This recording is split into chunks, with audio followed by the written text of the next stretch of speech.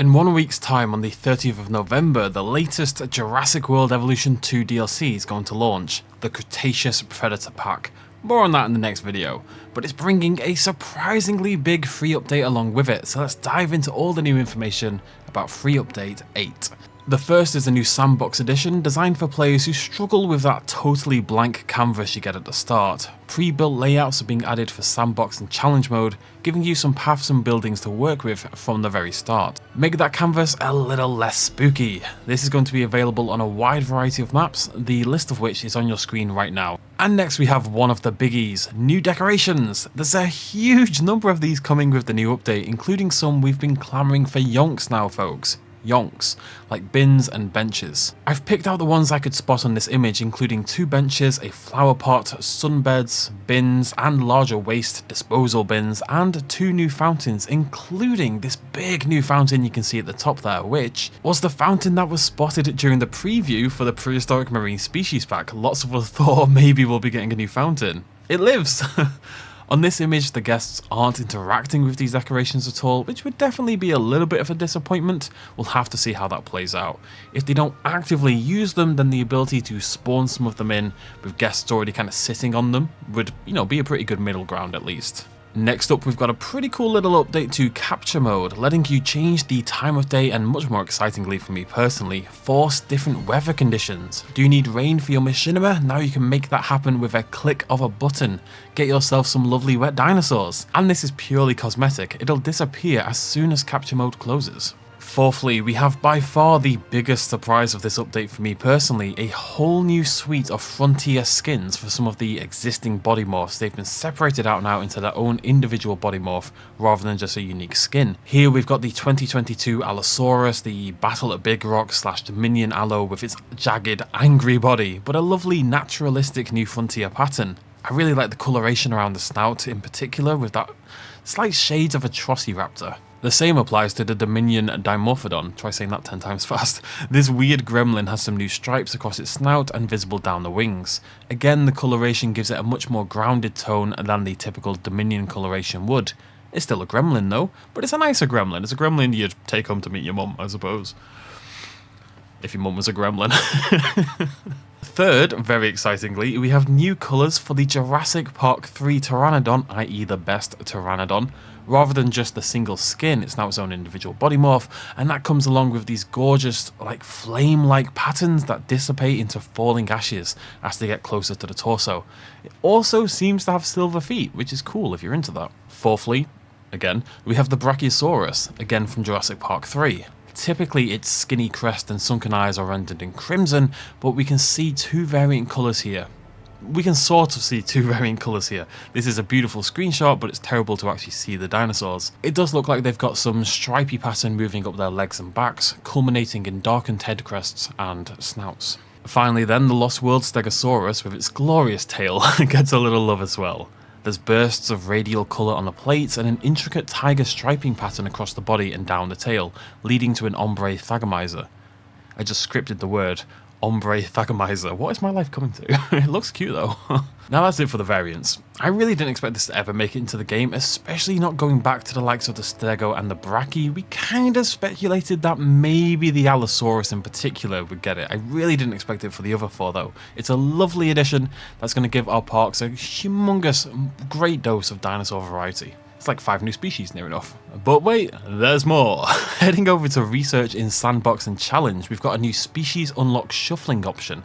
Basically this will, at least partially, randomize the order you unlock dinosaurs in these modes via the tech tree. It's a really nice little addition for those of you who play these modes. Stick on this option and no 2 playthroughs will be the same anymore. Even on the same map, you're going to unlock these dinosaurs in a different order. You're going to have to play in a different way to handle that. And oh wait, there's more and this one's huge. I was very literally talking about this just 2 days ago, and here it is. Hatchery Automation. Select the species in your hatchery, choose how many you want of them in your park, and that hatchery will keep resupplying your dinosaurs when they die of old age, or, as is much more likely, when they're eaten alive by a Tyrannosaurus Rex. Now, a few hidden away hatcheries, keep them in the trees, tuck them away in the corner, could keep resupplying your herbivores into your Site B style parks. Your herbivores can have feasts from the ground, of course. Your carnivores can live off your herbivores. So as long as you can hide those hatcheries away, you can have a Site B style park. The last step we need now is hatcheries that we can just get rid of entirely and just hide them in the trees, basically. Final step, but we're very nearly there, and this is a great addition. Very excited about this one. A few more things here at the end. The first is the ability to directly search for which creature you're looking for when you're in the genome library. Nice quality of life change, especially as the roster keeps expanding. And this very much isn't the purpose of this, but especially if you're someone who mods your game and you're going to throw in 100 new species, it can get very tricky to find what you're looking for. Now we can just search for it, which is fantastic. Nice quality of life change, basically. We also got given this screenshot. It was labelled Tourgate or something like that. Also, side note, thank you very much Frontier for hooking me up with all this beforehand. Usually they don't do this, they were trying something new with this. I found it immensely helpful, at the very least.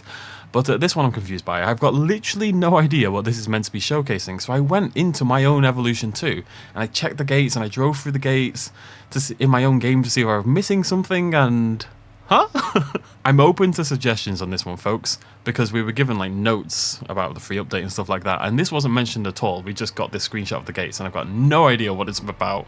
But hey, maybe I'm missing something on this very image. Let me know. Finally, but kind of massively, pack chase behavior is being added to selected carnivore dinosaurs. Don't know which ones yet, didn't get a screenshot for this, just got the information, but it means dinosaurs will chase alongside another dinosaur of the same species as they hunt their prey. Given we already have pack hunting for our Dromaeosaurus in particular, I have to imagine this means the likes of Tyrannosaurus Rex are now going to be capable of teaming up to tag team their prey. That's pretty hot. Also a PP reference, which is always cool as well. This is pretty huge. We messed around with this again in modding a long time ago, and it was fantastic to see two T-Rexes bursting through the undergrowth to hunt down, say, a Parasaur. If that's what this is, and this is, you've got all the information I have right now, that's a very cool addition to just slip in there at the end with no screenshot.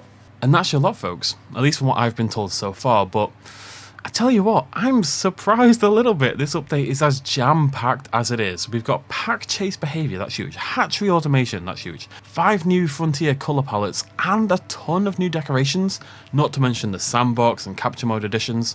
This is a sweet little free update, and it's free for all of you console, PC. You don't need to buy the DLC. You'll all get this next week on the 30th of November, one day from today. Let me know down below which aspects you are most excited for about this DLC. Stick around on the channel a little bit longer. We're going to take a closer look at the upcoming Cretaceous Predator Pack, those species in detail. I've got some lovely screenshots to showcase those. And yeah, I mean, I'm kind of off script here for a second. I'm kind of really surprised. You know, I've always got the feeling Evolution 2 is kind of working with maybe a bit of a skeleton crew. The fact we're getting dinosaur packs rather than expansions kind of supports that, because we would have expected an expansion by now. But the free updates are awesome, if nothing else. Let me know what you think down below. Thank you so much for joining me. I'll see you lovely folks very soon. Cheers much as always. Bye-bye.